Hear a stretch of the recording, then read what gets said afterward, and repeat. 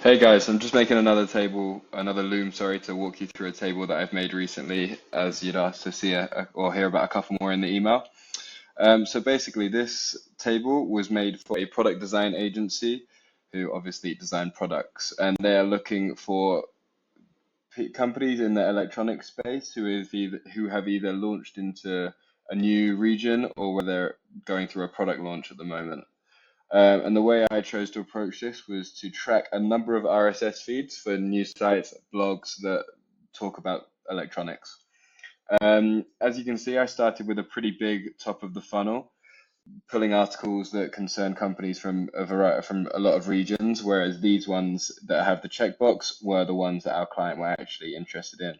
I used ChatGPT 4.0 here to determine which country they were from, to determine which country the article was concerning.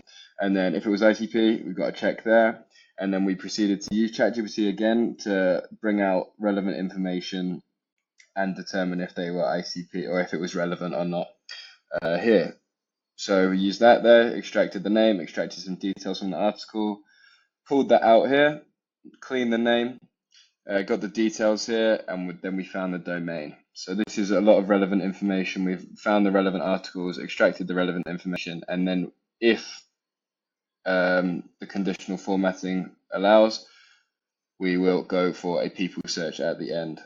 So moving into the people search, another number of product marketing managers and MDs who are general decision makers within these companies. So yeah, we've got their clean first name, their normalized job title, their normalized company name, as well as some details from the article, which we reference in this AI column here. And then as well as that, another variable we've got here is the normalized domain of the article, or where the article came from, which is a news site most of the time. Yeah, so back to this AI column.